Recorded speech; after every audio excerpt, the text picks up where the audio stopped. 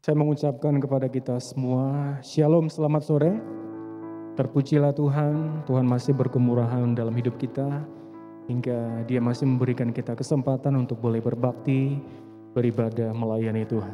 Memuji, memuliakan nama Tuhan. Kita akan segera memulai ibadah kita, Bapak Ibu Saudara sekalian. Kita katakan kepada Tuhan, agung dan mulialah Tuhanku, sempurnalah perbuatan tangan.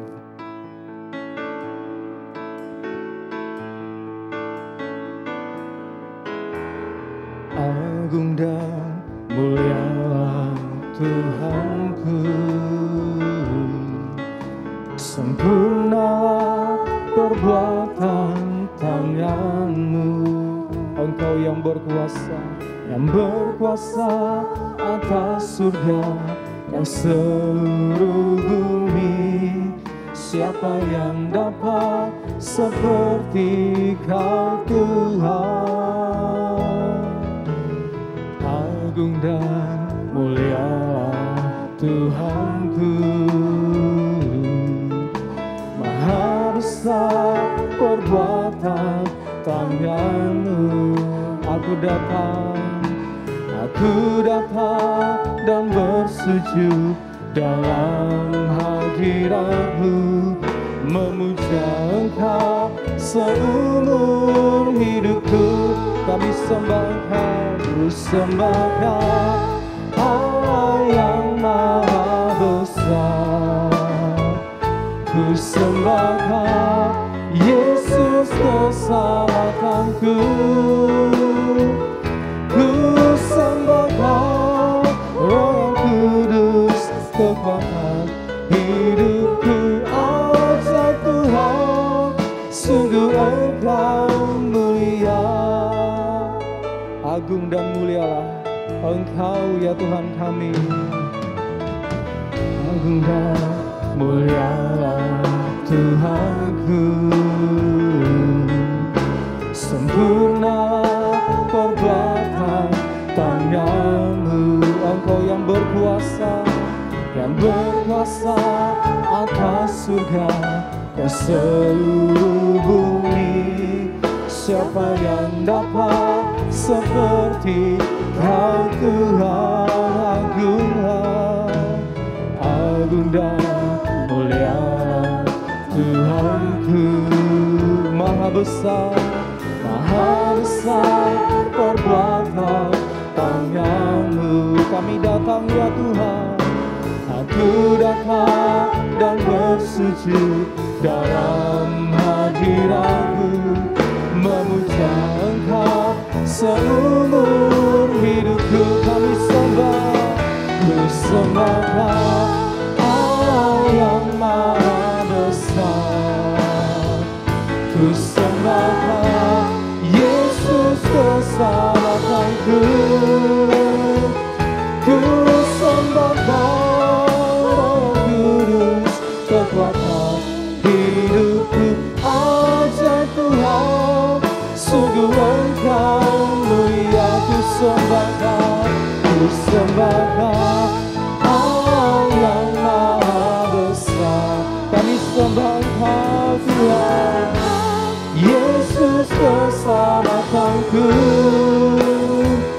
Ku sembahkan Roh Kudus kekuatan hidupku. Ajaib Tuhan, sungguh Engkau mulia. Katakan perlahan, ku sembahkan Allah yang maha besar. Ku sembahkan Yesus keselamatanku. Ku sembahkan Roh yang Kudus kekuatan hidupku. Ajaib Tuhan, sungguh Engkau mulia. Katakan sekali lagi, ku sembahkan Allah yang maha besar. Ku sembahkan Yesus keselamatanku. Kami sembahkan Roh yang kudus, kekuatan hidupku. Ajaib Tuhan, sungguh Engkau mulia. Ajaib Tuhan, ajaib Tuhan, sungguh Engkau mulia. Ajaib Tuhan, ajaib Tuhan, sungguh Engkau mulia. Betapa Engkau Allah yang ajaib. Sungguh agung, sungguh mulialah apa yang Tuhan perbuat dalam hidup kami. Kami bersyukur ya Tuhan. Engkau layak untuk disembah. Engkau layak untuk diagungkan oleh seluruh semesta ini Tuhan. Bahkan kami yang beribadah pada sore hari ini, dimanapun kami berada Tuhan, kami ingin menyembah Engkau Tuhan. Kami ingin memuja Engkau, sebab Engkau Allah kami. Engkaulah yang empunya hidup kami ini Tuhan. Kami tidak layak menerima segala kemuliaan, segala pujian keagungan, melainkan hanya Engkau saja yang layak ya Tuhan, untuk menerima semuanya itu ya Tuhan. Terima kasih Bapa. Terima kasih untuk kesempatan untuk kami boleh beribadah kepada Engkau sore hari ini Tuhan. Kami datang dengan satu motivasi yang benar. Kami ingin memuji, memuliakan Engkau Tuhan. Bahkan kami akan juga mendengarkan isi hati-Mu, mendengarkan kebenaran-Mu, supaya kami hidup seturut apa yang Tuhan inginkan. Terima kasih Bapa. Dari awal sampai akhirnya ibadah ini, kami serahkan ke dalam tangan-Mu. Dalam nama Tuhan kami Yesus Kristus, kami sudah berdoa dan bersyukur kepada Tuhan. Amin. Tidak ada kata yang terbaik yang patut kita katakan kepada Tuhan selain satu kata yang tidak tergantikan ini, yaitu kata terima kasih Tuhan. Mari kita pujikan lagu ini, yang dulu tak ku mengerti. Yang dulu tak ku mengerti, sekarang Kau buat mengerti. Kau singkapkan mataku dengan kasih-Mu yang tak pernah ku pikirkan. Sungguh Kau telah sediakan.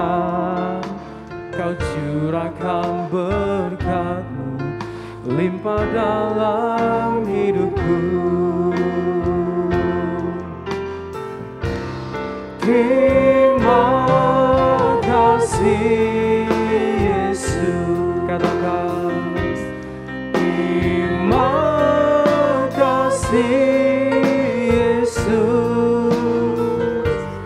Ku beri syukur hanya bagi-Mu ya Allahku, ya Tuhanku.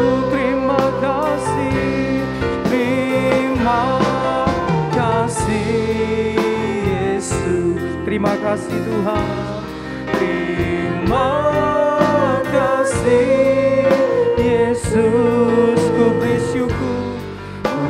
syukur hanya bagi-Mu.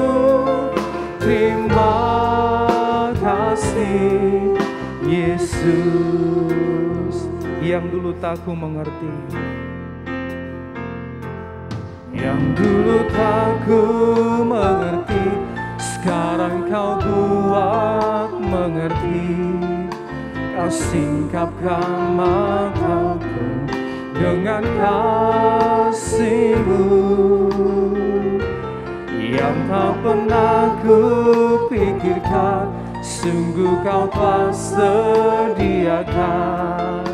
Kau curahkan berkat-Mu limpah dalam hidupku. Katakan sama-sama. Terima kasih Yesus. Terima kasih Yesus. Kami bersyukur, kami bersyukur hanya ya Allahku, ya Tuhanku. Terima kasih Yesus, terima kasih Tuhan. Terima kasih Yesus, syukur bagimu, ku bersyukur hanya bagimu. Terima kasih Yesus, kami mau berterima kasih kepada Engkau Tuhan. Terima kasih Yesus, terima kasih Yesus, syukur bagimu, ku bersyukur hanya bagimu, ya Allahku, ya Tuhanku. Terima kasih Yesus, terima kasih, terima kasih Yesus, ku bersyukur hanya bagimu. Terima kasih Yesus, kami bersyukur hanya bagi Engkau ya Tuhan. Ku bersyukur hanya bagimu.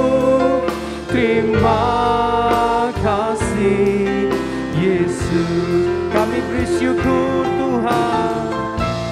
Ku bersyukur hanya bagimu. Terima kasih Yesus.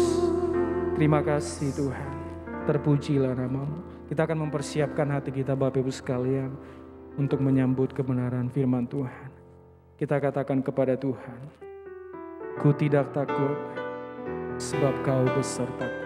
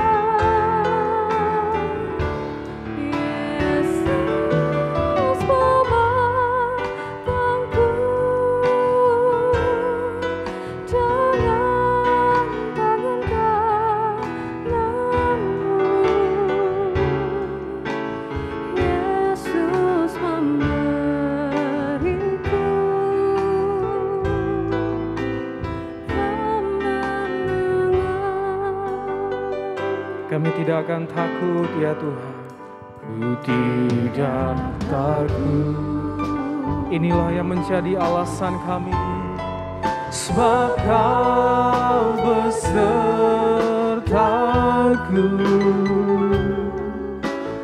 Ku tidak bimbang. Sebab Engkau Allahku. Engkau meneguhkan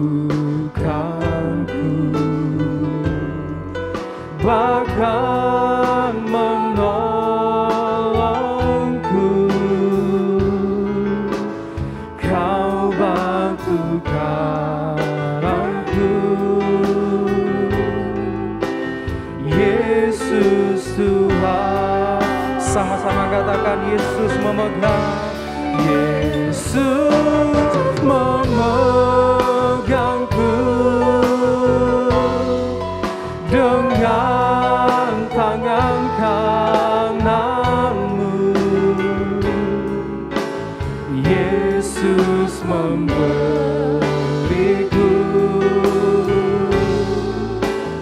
kemenangan. Pegang tanganku. Yesus memegangku dengan tangan kananmu. Yesus memberiku kemenangan. Lebih sungguh lagi kita katakan dari awal, ku tidak takut. Ku tidak takut, sebab Engkau bersama kami Tuhan. Sebab Kau besertaku, sungguh kami tidak bimbang. Ku tidak bimbang, sebab Engkau Allahku. Engkau meneguhkan, Engkau meneguhkanku, bahkan menolongku. Kau batu karangku. Katakan Yesus Tuhan, Yesus Tuhan. Yesus memegang, Yesus memegangku dengan tangan kananmu. Oh Yesus, Yesus memberiku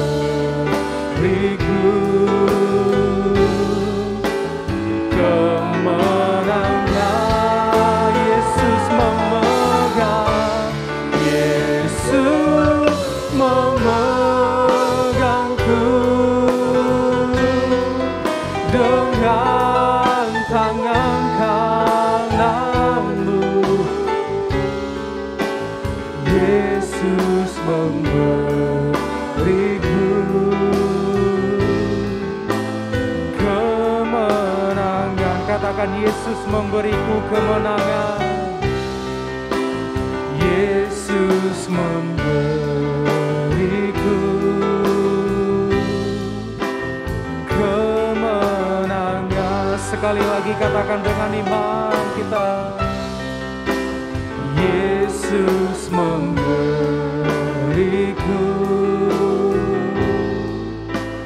kemenangan.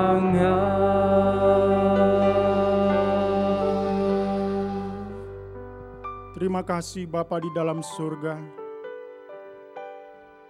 Betapa kami bersyukur Tuhan boleh mengenal Engkau Allah yang luar biasa, Allah yang maha besar, Allah yang berkuasa di langit dan di bumi, Allah yang sudah mengerjakan perkara-perkara yang tidak terpahami oleh kami manusia.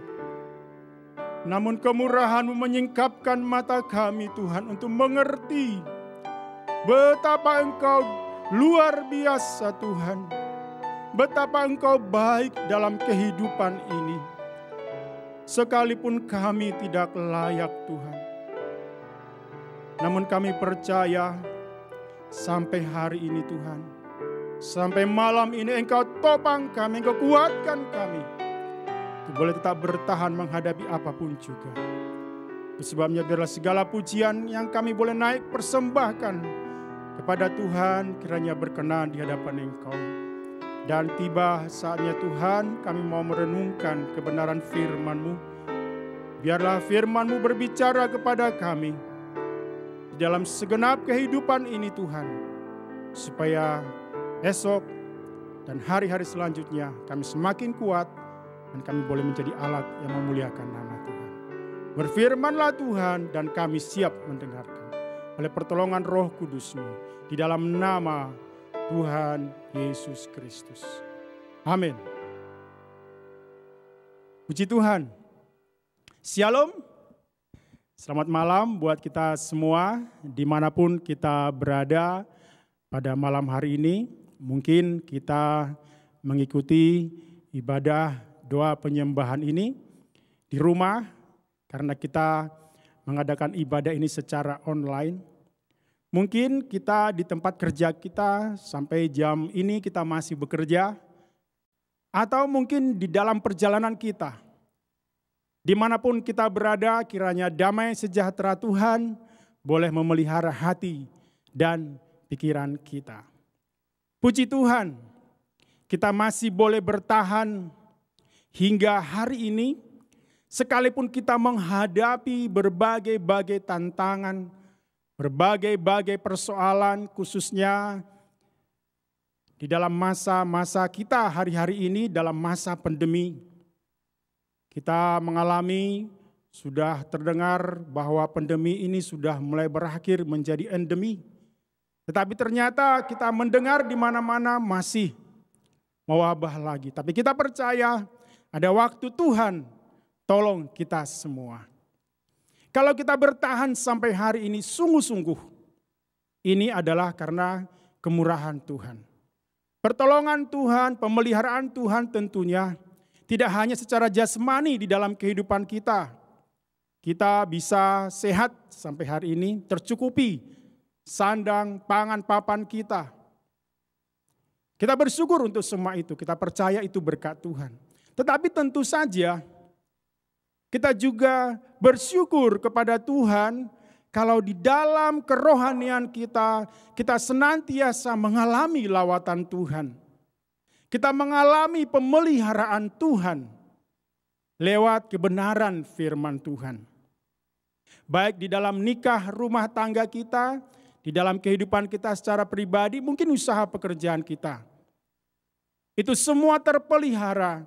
Tidak hanya kita percaya diberkati secara jasmani, tetapi juga ada usaha-usaha yang tidak terlihat dari Allah sendiri selain usaha-usaha yang kita kerjakan di dalam ketekunan. Pemeliharaan rohani itu adalah dalam bentuk lawatan Tuhan dalam pemberitaan firman Allah. Ini sangat berharga Bapak Ibu Saudara sekalian.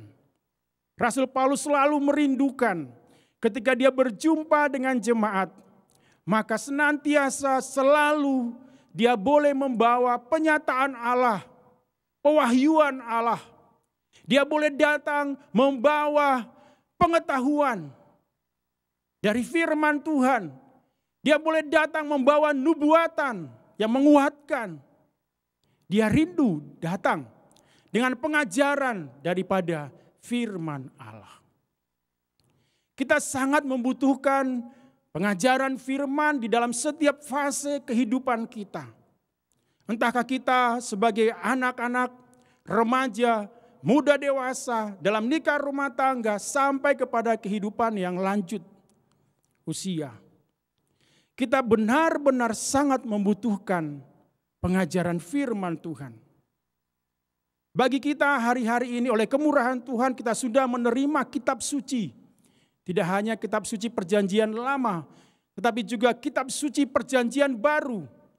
Yang di dalamnya ada kuasa untuk mengajar kita, mendidik dalam kebenaran, menegur kita, memperbaiki kelakuan kita, karakter kita, bahkan menjadikan kita utuh. Keutuhan ini sangat kita butuhkan hari-hari ini karena kita menghadapi berbagai-bagai tantangan di dalam kehidupan. Tanpa firman Tuhan, kita tidak bisa bertahan di dalam pengikutan kita kepada Tuhan.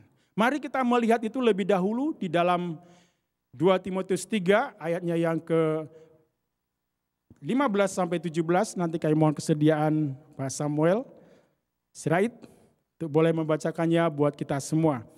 2 Timotius pasalnya yang ketiga ayatnya yang ke-15 sampai 17.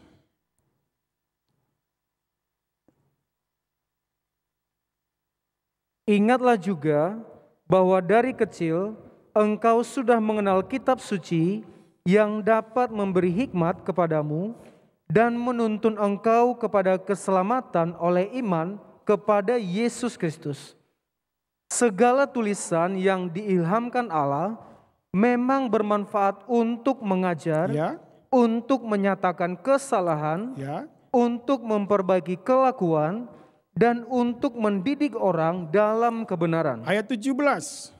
Dengan demikian, tiap-tiap manusia kepunyaan Allah diperlengkapi untuk setiap perbuatan baik. Puji Tuhan. Di sini dikatakan bahwa Timotius sudah mengenal kitab suci sejak dia masih kecil, kanak-kanak. Dan sekarang dia ketika firman Tuhan ini dituliskan, dia sudah bertumbuh sebagai pemuda, ya sekitar umur 20 tahunan. Memang Alkitab tidak menyebutkan apakah dia menikah. Tetapi dari sejarah gereja menyatakan bahwa Timotius ini kemudian menjadi seorang gembala sidang penatua di Efesus.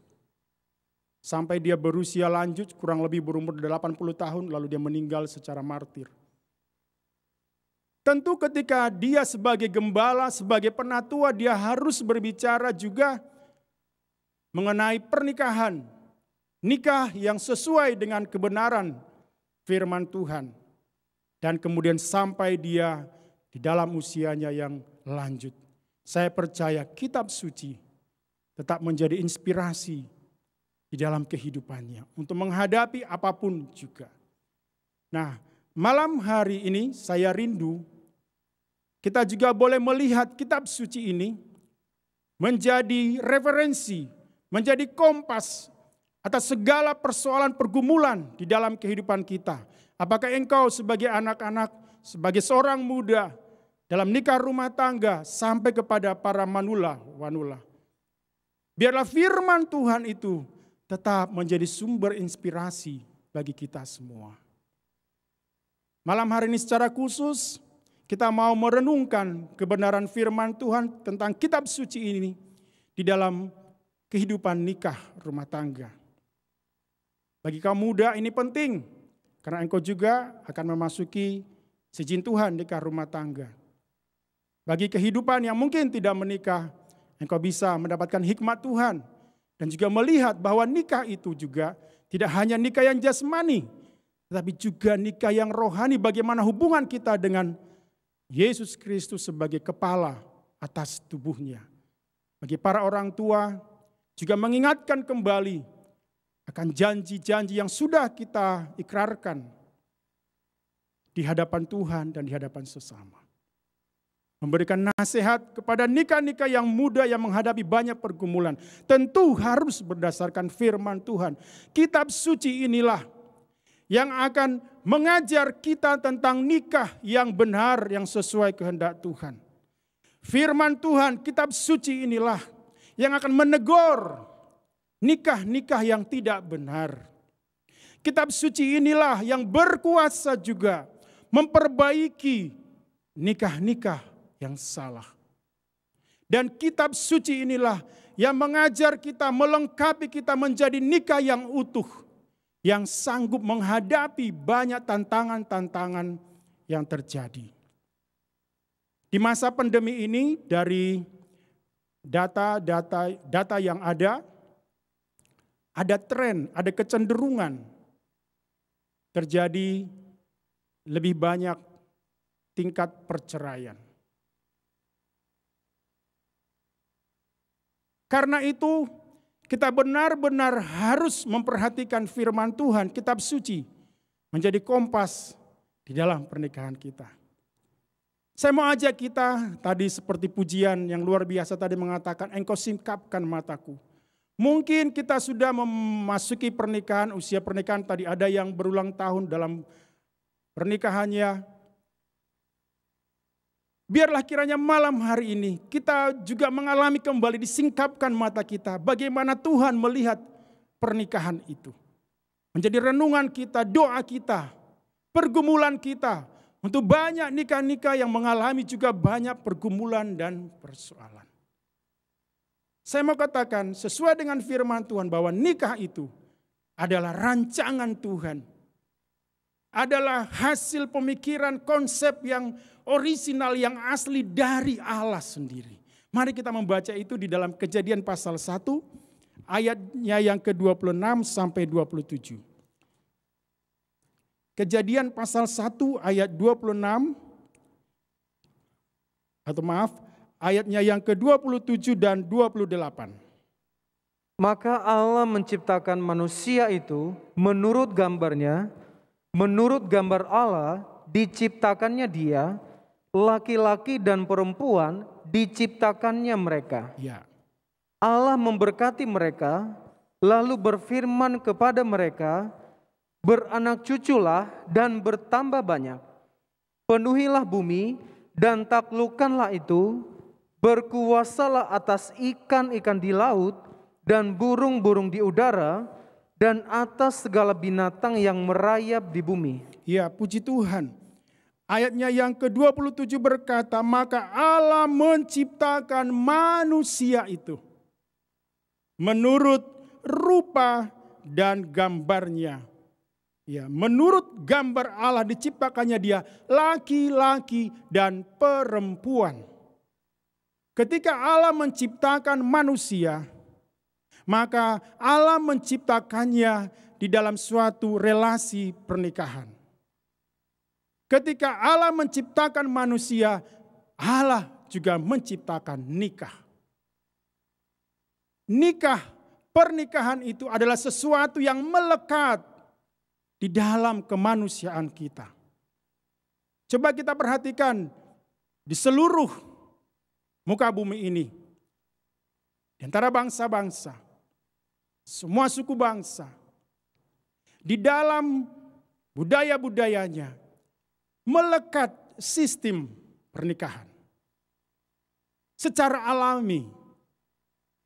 Itu sebabnya saya katakan tadi bahwa pernikahan itu melekat di dalam kemanusiaan kita. Allah lah yang menciptakan pernikahan itu. Dan Allah sangat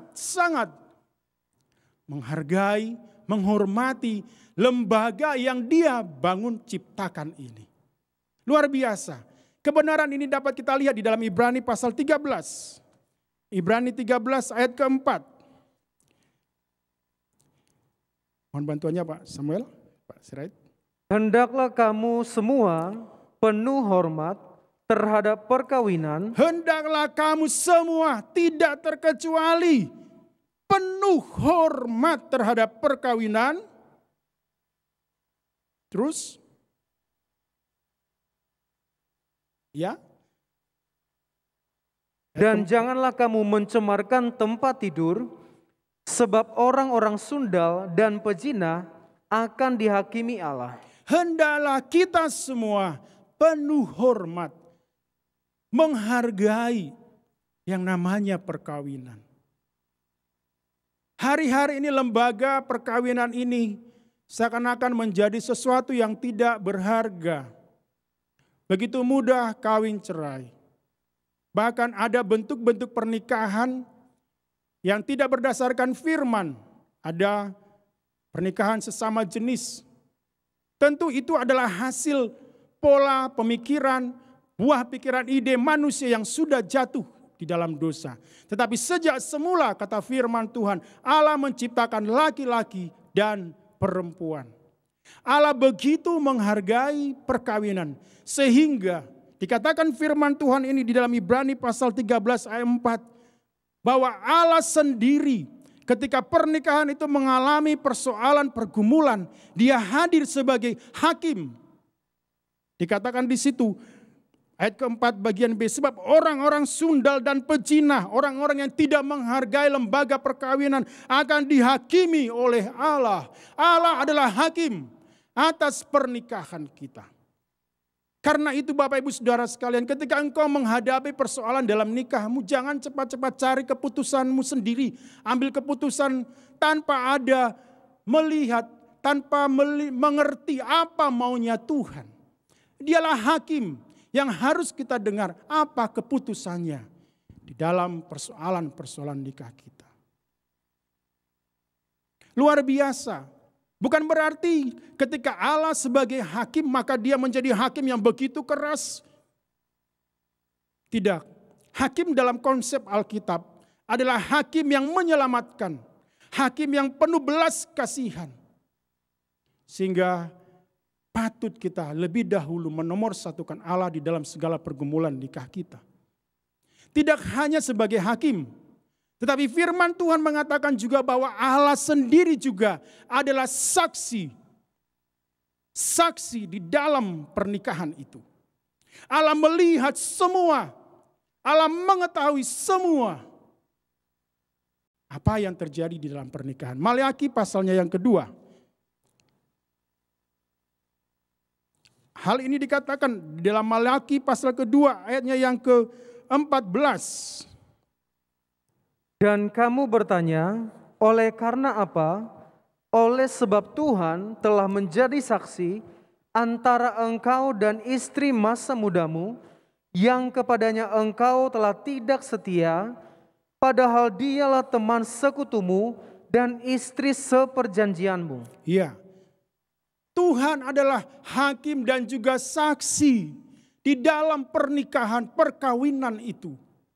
Sehingga begitu Allah persis dengan pernikahan perkawinan itu.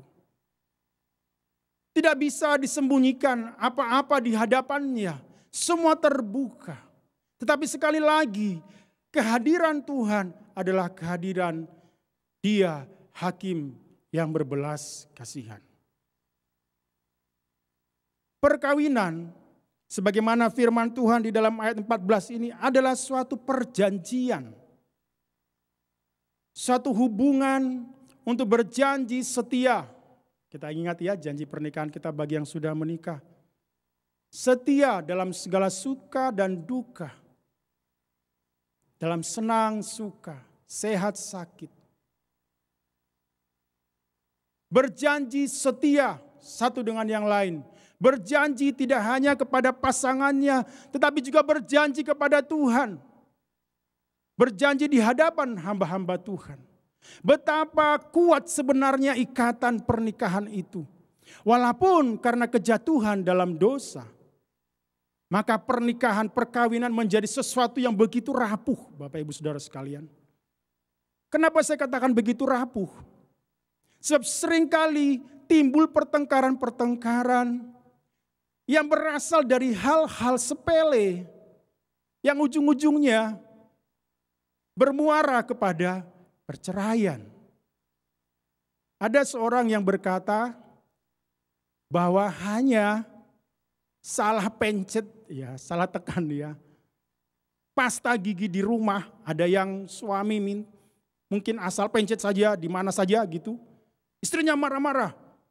Harus dari atas supaya rapi. Wah, itu bisa jadi pertengkaran. Gula yang kurang dari kopi. Kopinya kurang manis, waduh suaminya langsung marah. Makanan yang kurang garam. Itu bisa menjadi persoalan pertengkaran yang berujung kepada perceraian. Allah membenci perceraian karena ini adalah lembaga yang begitu Allah bangun secara ideal. Coba kita membaca itu di dalam Maleakhi 2 tadi ayatnya yang ke-16. Ayat ke-16. Sebab aku membenci perceraian, firman Tuhan Allah Israel. Ya.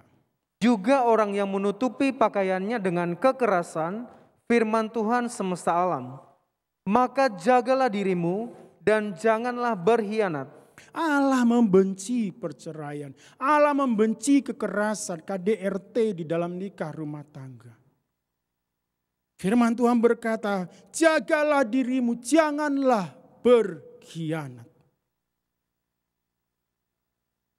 Karena memang Allah sangat menginginkan satu nikah yang utuh. Menjadi tempat anak-anak bertumbuh. Menjadi generasi-generasi yang menjadi berkat. Yang memuliakan nama Tuhan. Allah sendiri menempatkan dirinya di dalam perjanjian lama sebagai suami bagi jemaat Israel. Yesus juga di dalam perjanjian baru adalah kepala dari gereja, mempelai pria dari sidang jemaat. Dengan demikian kita melihat betapa berharganya pernikahan itu. Allah adalah mempelai laki-laki, adalah suami bagi Israel. Itu dikatakan di dalam Yesaya pasalnya yang ke-54 ayat ke-5. Boleh Bapak Ibu baca. Lalu apa yang Tuhan kehendaki dari pernikahan Israel ini? Pernikahan yang rohani ini. Luar biasa Bapak Ibu. Coba kita lihat ayatnya yang ke-15. Dari Maliaki 2 itu. Bukankah Allah yang esa menjadikan mereka daging dan roh? Dan apakah yang dikehendaki kesatuan itu? Kesatuan. Ada hasil yang Tuhan tunggu. Ada buah yang Tuhan tunggu. Apakah itu? Keturunan ilahi. Keturunan ilahi. Ya. Jadi jagalah dirimu. Dan janganlah orang tidak setia terhadap istri dari masa mudanya. Ya puji Tuhan.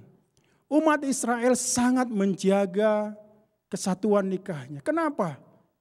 Karena mereka berharap bahwa dari nikahnya nanti akan tampil keturunan ilahi, sang tunas, sang juru selamat, Mesias. Dan kita tahu bahwa kemudian Mesias lahir dari bangsa Israel, dari suku Yehuda. Luar biasa. Karena itu jangan kita menganggap bahwa pernikahan itu tidak ada makna arti di dalam hubungan suami istri. Lalu apa yang Tuhan kehendaki bagi gereja mempelai Kristus? Mari kita lihat di dalam Efesus pasal ke-5. Kita melihat lebih dahulu nikah yang rohani ini. Untuk nanti kita seizin Tuhan boleh melihat nikah yang jasmani. Efesus pasalnya yang ke-5 ayat 25 dan 27. Untuk menguduskannya, sesudah ia menyucikannya dengan memandikannya dengan air dan firman. Supaya dengan demikian ia menempatkan jemaat di hadapan dirinya dengan cemerlang, tanpa cacat atau kerut atau yang serupa itu, tetapi supaya jemaat kudus dan tidak bercela. Allah menghendaki kekudusan di dalam nikah yang rohani ini. Allah menghendaki pengudusan terjadi. Betapa berharganya hubungan nikah yang rohani ini. Sebab di dalamnya ada kehadiran dari sang juru selamat Mesias yang dinanti-nanti itu. Yang kemudian menjadi juru selamat, kepala yang menyelamatkan tubuh. Dan dia menghendaki terjadi pengudusan di dalam hubungan ini. Kalau kita memeriksa Efesus, kitab Efesus atau surat Efesus ini, maka kita melihat ada dua pengudusan. Ada dua macam pengudusan. Pertama, kita lihat di dalam Efesus 1 ayat 1. Efesus 1 ayat 1 dan 2. Mohon dibacakan, Samuel Surait. Dari Paulus, Rasul Kristus Yesus, oleh kehendak Allah, kepada orang-orang kudus di Efesus, orang-orang percaya dalam Kristus Yesus. Kasih karunia dan damai sejahtera dari Allah Bapa kita dan dari Tuhan Yesus Kristus menyertai kamu. Jemaat Efesus, apapun keadaannya, apapun kondisinya, kepada mereka Rasul Petrus berkata, kamu adalah orang-orang kudus. Itu posisi kita ketika kita menerima Yesus sebagai Tuhan Juru Selamat. Kita di pemandangan Allah menjadi kudus, menjadi suci oleh karena karya penebusannya. Tetapi tentu saja Tuhan tidak berhenti di situ. Kita tidak puas kalau kita berkata, aku kudus, aku kudus. Tetapi kita rindu juga, sebagaimana kerinduan Tuhan, ada penyucian, pengudusan yang kedua, yakni di dalam segenap kehidupan kita, dalam karakter kita. Supaya mengalami pengudusan, mengalami keubahan-keubahan. Dan ini tidak mudah, karena kehidupan kita yang sudah jatuh di dalam dosa. Tetapi Tuhan mau pulihkan lewat penyucian oleh firman-Nya. Sehingga kemudian kita menghasilkan kehidupan-kehidupan yang berkenan di hadapan Tuhan. Di dalam ibadah kita, hari ini kita dalam ibadah doa penyembahan. Tuhan mau juga melihat ada kekudusan. Kita bisa datang hari demi hari berdoa menyembah Tuhan. Tetapi Tuhan tidak mendengar seru doa kita. Kenapa? Karena kita tidak hidup di dalam pengudusan itu. Kita mengingat saya sudah percaya Yesus, saya sudah kudus. Ya benar. Tetapi karaktermu bagaimana? Sifatmu bagaimana? Tuhan mau terjadi suatu pengudusan. Supaya ketika kita datang menyembah Tuhan, kita benar-benar diperkenan oleh Tuhan. Sebab firman Tuhan dalam Matius 5:8 mengatakan, tanpa pengudusan, tanpa kekudusan, tidak seorang pun, Bapak Ibu ya, tidak seorang pun dapat melihat Tuhan. Tidak seorang pun. Firman Tuhan berkata ketika kita datang menyembah, datanglah dengan berhiaskan kekudusan. Mari coba kita baca di dalam Mazmur pasalnya yang ke-96 ayat 9. Mazmur 96 ayatnya yang ke-9. Sujudlah menyembah kepada Tuhan dengan berhiaskan kekudusan. Gemetarlah di hadapannya, hai segenap bumi. Ini kehendak Tuhan di dalam ibadah kita. Supaya benar-benar ibadah kita diperkenan oleh Tuhan. Tidak hanya dalam ibadah, juga dalam nikah kita. Tuhan menghendaki suatu pengudusan. Ketika nikah itu tidak di dalam kekudusan, maka sebenarnya di sana sudah terjadi yang namanya perceraian. Nikah itu tidak lagi dalam standarnya Tuhan. Mari kita baca di dalam Matius 19 ayat 9. Matius 19 ayatnya yang ke-9.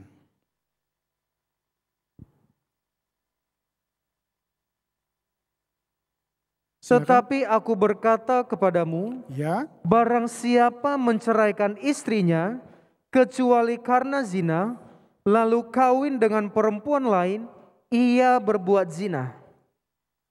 Tuhan tidak menghendaki perceraian. Tetapi ketika umat itu hidup di dalam dosa, maka firman Tuhan dalam Yesaya 59 ayat 1 dan 2 berkata, dosa itu memisahkan engkau dari Allah. Merusakkan hubungan nikah yang rohani. Demikian juga dalam nikah yang jasmani. Ketika nikah tidak dihargai, terjadi perzinahan, dalam terjemahan lain percabulan, maka sungguh-sungguh nikah itu sebenarnya sudah hancur. Kata percabulan di dalam bahasa Yunani, porneia, itu diturunkan dari kata pernau, ya, dari kata pernau, yang berarti selling off of sexual purity. Suatu mengobralkan, suatu tindakan mengobral kesucian dari pernikahan itu. Kesucian daripada seksualitas. Itu adalah suatu gambaran tentang free sex. Tidak ada aturan di dalam pernikahan itu. Tidak ada lagi penghargaan terhadap tatanan ilahi. Itulah percabulan. Dari sana, dari kata porneia ini muncul kata pornografi. Pornografi itu merusak pernikahan. Merusak hubungan suami istri. Pornografi dibangun hanya karena uang dan pemuasan hawa nafsu. Tetapi tidak disadari bahwa hal itu membawa kehancuran di dalam pernikahan-pernikahan. Itu sebabnya Bapak Ibu Saudara sekalian, firman Tuhan berkata, hai umat Tuhan, jauhkanlah dirimu dari dosa percabulan. Karena dosa itu berlangsung di dalam diri kita ketika kita berbuat itu. Dan itu merusak hubungan kita dengan Allah karena kita baiknya Allah. Dan tentu saja juga merusak hubungan kita dengan suami atau istri. Firman Tuhan berkata, hati-hati dengan dosa percabulan. Mari kita baca ayat-ayat ini di dalam 1 Korintus pasalnya ke-6. Ayatnya yang ke-13, 15 dan 18. Makanan adalah untuk perut dan perut untuk makanan. Tetapi kedua-duanya akan dibinasakan Allah. Tetapi tubuh bukanlah untuk percabulan. Tubuh ini bukanlah untuk percabulan. Melainkan untuk Tuhan dan Tuhan untuk tubuh. Tetapi untuk Tuhan dan Tuhan untuk tubuh. Ayatnya yang ke-15. Tidak tahukah kamu bahwa tubuhmu adalah anggota Kristus? Akan kuambilkah anggota Kristus untuk menyerahkannya kepada percabulan? Iya. Sekali-kali tidak. Sekali-kali tidak. Kenapa? Ayat 18. Jauhkanlah dirimu dari percabulan. Setiap dosa lain yang dilakukan manusia terjadi di luar dirinya. Tetapi orang yang melakukan percabulan berdosa terhadap dirinya sendiri. Berdosa terhadap diri sendiri. Berdosa terhadap Tuhan. Berdosa terhadap pasangan kita. Betapa pengajaran kekudusan ini, pengudusan, penyucian ini. Yang dulu oleh hamba-hamba Tuhan selalu disuarakan begitu kuat. Dan saya percaya hari-hari ini juga harus disuarakan dengan kuat lewat pengajaran mempelai yang kita kenal. Memang pengajaran mempelai susah ditemukan mungkin di dalam teologi. Tidak ada itu di dalam teologi sistematika. Tapi kita selalu mendengar hamba-hamba Tuhan mengatakan kepada kita bahwa pengajaran mempelai ini bersifat praktis. Artinya dia bisa dalam tataran teologi sebagai suatu teologi praktika yang memang dibutuhkan oleh sidang jemaat. Bagaimana membangun nikah yang sesuai dengan kehendak Tuhan. Bagaimana dia juga membangun hubungannya dengan Tuhan. Sebab kalau kita lihat di dalam firman Tuhan, gereja adalah Yerusalem baru. Maka Yerusalem baru itu adalah kota yang kudus. Dan satu hal yang tidak boleh masuk ke kota Yerusalem baru adalah kenajisan. Mari kita baca itu di dalam Wahyu pasal 21. Wahyu 21, kita baca beberapa ayat 1 dan 2 lebih dahulu. Lalu aku melihat langit yang baru dan bumi yang baru, sebab langit yang pertama dan bumi yang pertama telah berlalu, dan laut pun tidak ada lagi. Dan aku melihat kota yang kudus, Ya, Yerusalem kota yang baru, Yerusalem yang baru, turun dari sorga, dari Allah, yang berhias bagaikan pengantin perempuan yang berdandan untuk suaminya. ayat 9 sampai 11. Maka datanglah seorang dari ketujuh malaikat yang memegang ketujuh cawan, yang penuh dengan ketujuh malapetaka terakhir itu. Lalu ia berkata kepadaku, katanya, marilah ke sini, aku akan menunjukkan kepadamu pengantin perempuan mempelai anak domba. Pengantin perempuan mempelai anak domba adalah gambaran dari Yerusalem baru itu sendiri. Ayat 27. Tetapi tidak akan masuk ke dalamnya Ya. sesuatu yang najis, Tidak akan masuk ke dalamnya sesuatu yang najis, atau orang yang melakukan kekejian atau dusta, tetapi hanya mereka yang namanya tertulis di dalam kitab kehidupan anak domba itu. Terima kasih. Bapak Ibu Saudara sekalian, betapa Tuhan sangat mendambakan pengudusan. Bertentangan dengan apa yang terjadi pada hari-hari yang akhir ini. Kita mungkin terlibat di dalamnya. Dan Tuhan masih memberi kita waktu. Tuhan Allah itu adalah hakim, saksi atas kehidupan kita, atas kehidupan nikah rumah tangga kita. Tetapi bukan berarti dia hakim yang begitu kejam. Ketika dia menyelidik kehidupan kita, dia punya maksud. Sekali lagi lihat pengajaran firman-Nya untuk menjadikan nikah kita utuh.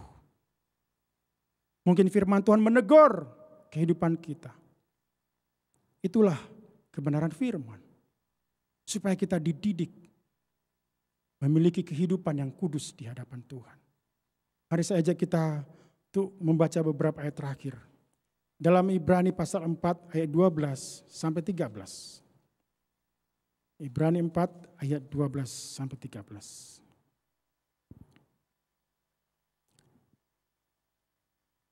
Sebab firman Allah hidup dan kuat dan lebih tajam daripada pedang bermata dua manapun. Ya, firman Allah itu hidup. Dia tahu, dia merasakan bagaimana nikah-nikah kita. Terus ia menusuk amat dalam sampai memisahkan jiwa dan roh, sendi-sendi dan sumsum. Ia sanggup membedakan pertimbangan dan pikiran hati kita. ayat 13. Dan tidak ada suatu makhluk pun yang tersembunyi di hadapannya, Ya, sebab segala sesuatu telanjang dan terbuka di depan mata Dia, yang kepadanya kita harus memberikan pertanggungan jawab. di hadapan Tuhan semua terbuka, telanjang. Tetapi sekali lagi saya katakan, dia bukan hakim yang kejam. Dia bukan hakim yang telengas. Yang mau mempersalahkan segala sesuatu dalam kehidupan kita. Tidak. Dia tidak hanya sebagai hakim. Dia tidak hanya sebagai saksi. Ketahuilah Bapak Ibu Saudara sekalian. Dia juga imam besar. Yang menaruh belas kasihan atas setiap kehidupan kita. Maka engkau anak-anak muda remaja, nikah rumah tangga, manula. Dia hadir juga sebagai imam besar yang berbelas kasihan. Ayatnya yang ke-14. Karena kita sekarang mempunyai imam besar agung yang melintasi semua langit, yaitu Yesus anak Allah. Baiklah kita teguh berpegang pada pengakuan iman kita. Sekarang Bapak Ibu, engkau memiliki imam besar. Sekarang, bukan besok, bukan nanti. Hari ini, dia imam besar bagi engkau. Apa yang dikerjakan imam besar? Ayat ke-15. Sebab imam besar yang kita punya bukanlah imam besar yang tidak dapat turut merasakan kelemahan-kelemahan kita. Amin. Sebaliknya, sama dengan kita, ia telah dicobai, hanya tidak berbuat dosa. Dia mengenal pergumulanmu. Dia mengenal kesusahan hatimu. Dia mengenal jeritan-jeritan suami kah, istri kah, untuk nikahnya, untuk anak-anaknya. Karena kita mempunyai imam besar ini, maka satu janji, mari kita baca bersama-sama. Yang di rumah juga Pak Samuel Sirait bersama saya akan membacakannya. 1, 2, 3, 16. Sebab itu, marilah kita dengan penuh keberanian menghampiri tahta kasih karunia, supaya kita menerima rahmat dan menemukan kasih karunia untuk mendapat pertolongan kita pada waktunya. Amin. Mari kita akan mempersiapkan hati kita. Kita mau datang kepada Dia, imam besar yang sanggup menolong kita. Dia sanggup, Dia sanggup, Yesus sanggup. Saya mohon kesediaan para singer backing vokal untuk menyanyikan pujian ini.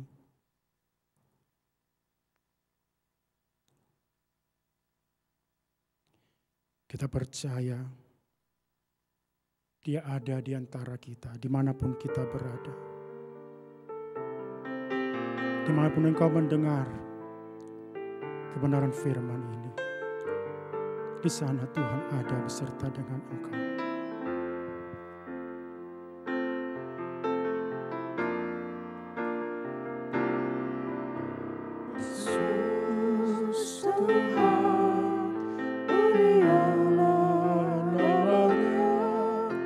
Yesus Allahku, besar kasih-Nya, dahulu, sekarang, dan sampai selamanya.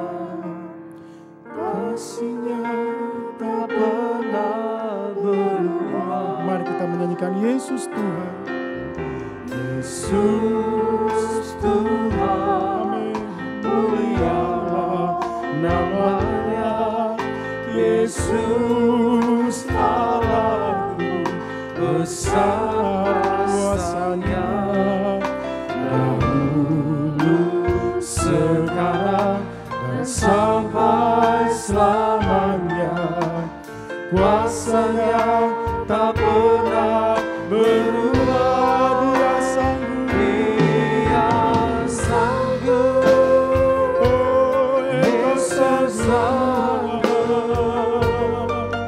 melakukan perkara yang besar. Dia sanggup, Yesus sanggup, memulihkan yang terluka, menyembuhkan yang menderita. Dia sanggup memulihkan hidupku. Kita ulangi kembali. Yesus Tuhan, mulialah namanya. Yesus Tuhan, mulialah namanya. Yesus Allahku, besar kasih-Nya, dahulu, sekarang, dan sampai selamanya. Kasih-Nya tak pernah berubah. Yesus Tuhan, Yesus Tuhan, mulialah namanya. Yesus Allahku, besar kuasa-Nya, dahulu, sekarang, dan sampai selamanya. Kuasa-Nya tak pernah berubah. kita katakan Dia sanggup. Dia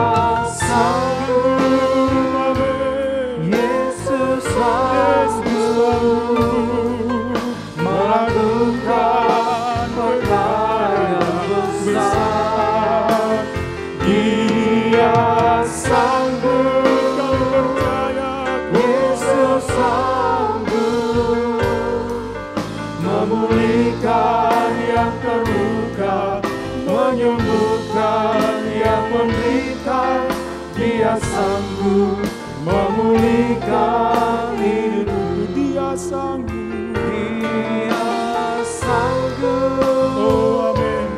Yesus sanggup melakukan perkara yang besar. Dia sanggup. Yesus sanggup memulihkan yang terluka, menyembuhkan yang menderita. Dia sanggup memulihkan hidupku. Hanya musik. Bapak Ibu Saudara sekalian, kita akan menyiapkan diri kita. Kita mau datang apa adanya, dengan merendahkan hati kita. Jika engkau mengalami pergumulan dalam nikah rumah tanggamu, hari ini, malam ini, Dia ada mendengar seru doamu. Asal engkau percaya padanya. Jujur, Dia hakim, Dia saksi, tahu, mengenal semuanya.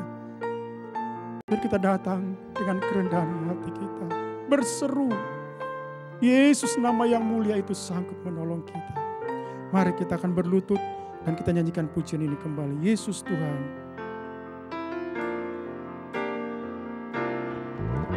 Mari kita datang menyembah Tuhan, mulialah namanya.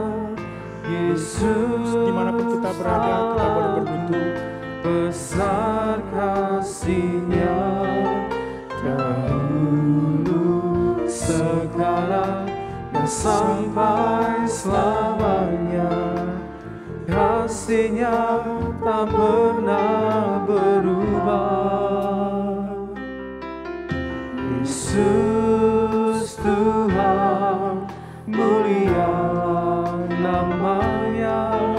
Yesus aku, besar kuasa-Nya. Dahulu, sekarang, dan sampai selamanya. Kuasa-Nya tak pernah berubah. Dia sanggup, Yesus sanggup melakukan perkara yang besar. Dia sanggup, Yesus sanggup memulihkan yang terluka, menyembuhkan yang menderita. Dia sanggup memulihkan hidupku.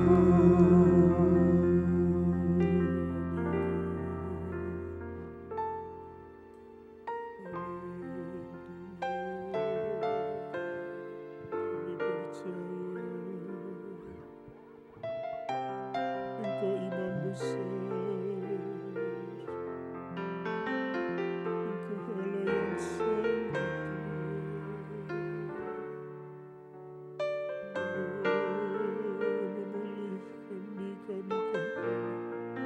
memulihkan kehidupan pribadi-pribadi Tuhan. Siapapun kami datang merendahkan diri Tuhan.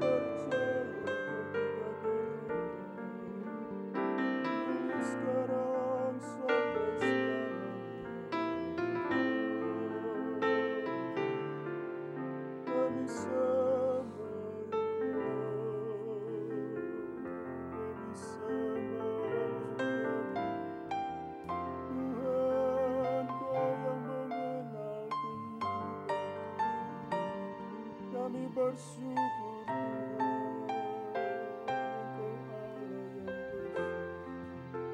Engkau Allah yang sanggup Tuhan. Betapa besar rencana-Mu,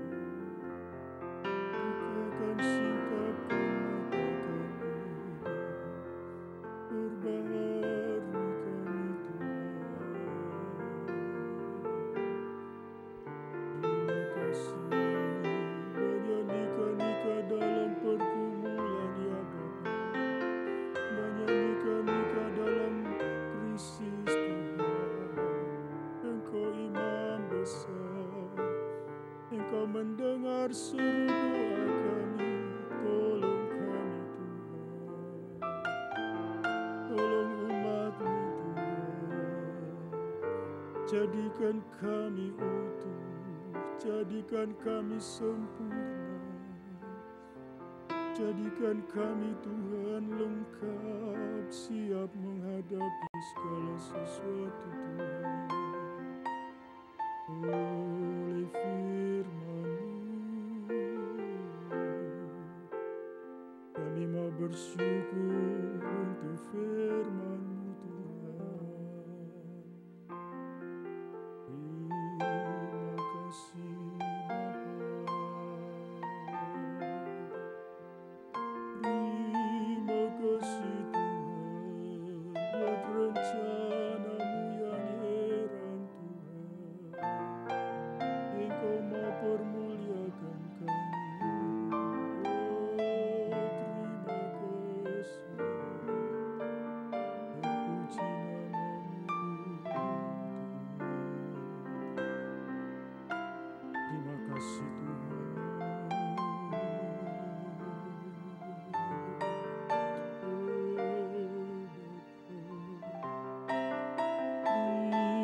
Terima kasih. Haleluya, haleluya. Terima kasih Tuhan. Terima kasih. Dimanapun kita berada saat ini, naikkan doa kita kepada Tuhan, permohonan kita.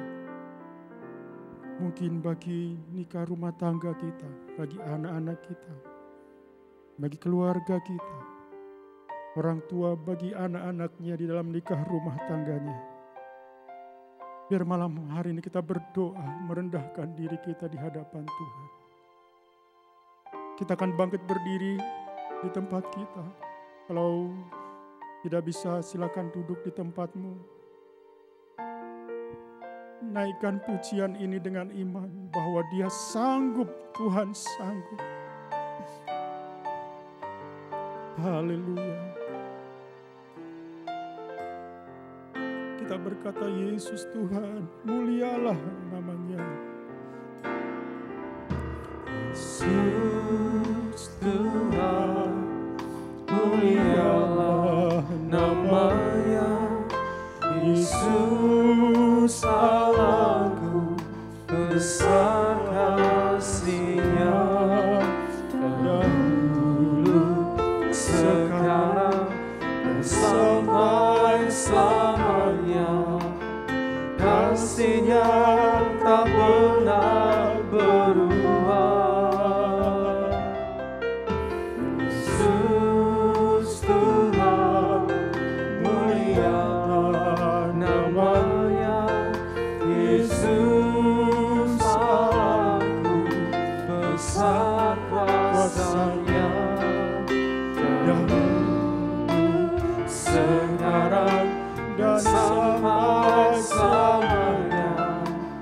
Kuasa-Nya tak pernah berubah. Dengan iman katakan Dia sanggup. Amin. Yesus sanggup melakukan perkara yang besar. Dia sanggup, Yesus sanggup memulihkan yang terluka, menyembuhkan yang menderita. Dia sanggup memulihkan hidupku. Dia sanggup. Dia sanggup. Dan nanti kami mohon kesediaan bersama-sama untuk menaikkan doa, ucapan syukur dan doa syafaat kita. Berdoa bagi sidang jemaat, berdoa bagi setiap kehidupan yang terikat mungkin dengan pornografi, dalam krisis dalam pernikahannya. Biar Tuhan jamah malam hari ini, Tuhan tolong, Tuhan lepaskan dan bebaskan. Dan kita boleh memuji, beribadah, menyembah Dia. Haleluya. Yang menderita, Dia sanggup memulihkan hidupku.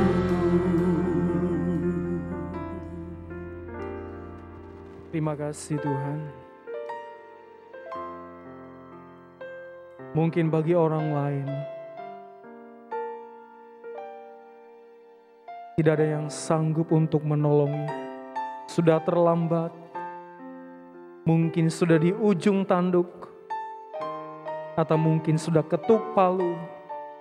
Semua sudah berakhir Tuhan. Tetapi kami percaya Tuhan masih ada harapan di dalam Engkau.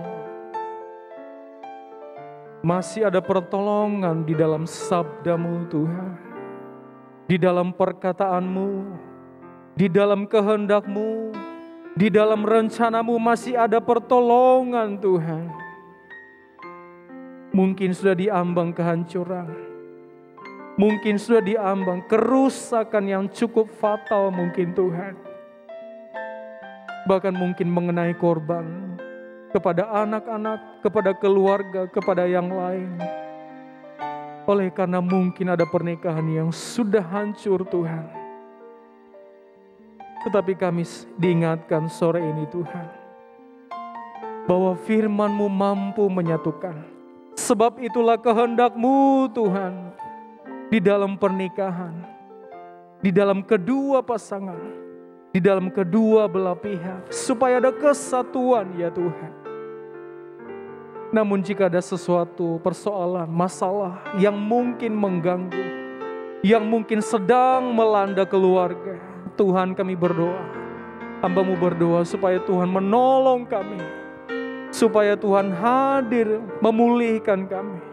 Engkau sanggup Tuhan, mungkin manusia tidak sanggup, mungkin orang lain tidak sanggup, mungkin pihak ketiga, keempat, kelima dan seterusnya tidak sanggup Tuhan. Oleh karena beratnya masalah ini. Tetapi kami percaya Engkau sanggup untuk memperbaiki.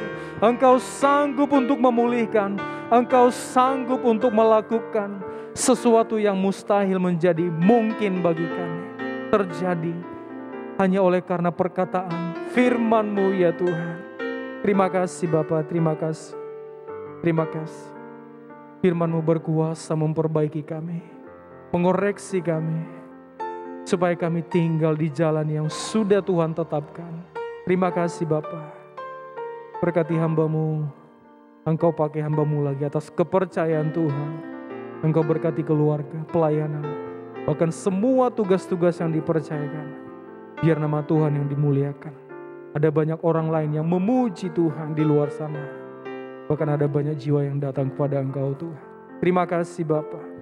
Kami berdoa untuk seluruh umat-Mu dimanapun mereka berada. Engkau menolong mereka Tuhan. Engkau menolong studi mereka, pekerjaan mereka, keluarga mereka, nikah rumah tangga mereka. Engkau yang memberkati. Bahkan kami berdoa untuk Bapak Gembala dan Ibu, untuk para penatua, serta keluarga semuanya Tuhan. Bahkan seluruh pelayanan yang ada di gereja kami. Engkau yang menolong menyertai.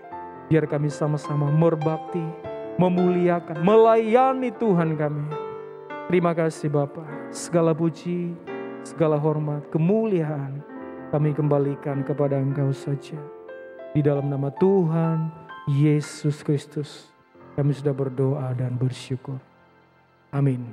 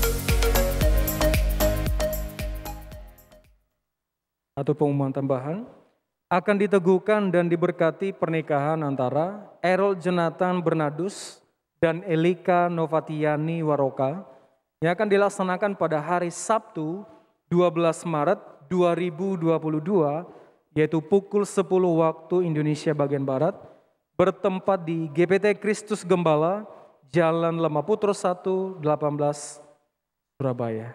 Pelayanan selanjutnya saya serahkan kepada hambanya. Baik, mari kita akan segera mengakhiri ibadah kita ini. Dimanapun kita berada, saya undang kita bagi berdiri. Kita terima berkat daripada Tuhan. Terima kasih Bapa di dalam surga, kami bersyukur untuk malam hari ini Engkau sudah tolong kami dalam beribadah kepada Tuhan. Semua doa yang sudah kami naikkan, kami percaya Engkau Imam besar. Engkau mendengar seru doa kami. Engkau berbelas kasihan atas kehidupan kami Tuhan. Tidak satu pun kami yang Engkau lewatkan Tuhan, tapi Engkau mau tolong, Engkau mau jamah dan pulihkan, supaya kami boleh bangkit dan memuliakan Engkau, menjadi saksi-saksi-Mu Tuhan, untuk kemuliaan kebesaran nama Tuhan. Demikian juga tadi Tuhan, pasangan yang akan juga nanti masuk dalam pernikahan yang kudus, biarlah Engkau juga mempersiapkan mereka Tuhan, dan juga memberkati cara yang akan dilangsungkan nanti, dan biarlah mereka boleh memuji, memuliakan nama Engkau. Dan semua kami yang ada malam hari ini, dimanapun kami berada, Tuhan Engkau juga mendengar seru doa kami, Engkau akan memberkati kami jasmani rohani. Kami percaya jika firman-Mu sudah kami terima, maka perkara yang jasmani juga Tuhan sedia berkatkan bagi kami. Terima kasih Tuhan, dan kami akan segera mengakhiri ibadah kami Tuhan. Kami akan mengakhiri ibadah online ini, kiranya kasih-Mu tetap memelihara kami dan memberkati kami. Mari Bapak Ibu Saudara sekalian, kita arahkan hati kita kepada Tuhan dan terimalah berkat-Nya. Kasih daripada Allah Bapa, cinta daripada Yesus Kristus dengan karya pendamaian-Nya, dan persekutuan penyertaan Roh Kudus-Nya, kiranya turun atas kita sekalian, dimanapun kita berada malam hari ini, sampai Maranatha, Tuhan Yesus datang kali kedua. Terimalah berkat ini di dalam nama Tuhan Yesus Kristus. Puji Tuhan. Amin. Selamat malam. Sampai berjumpa kembali.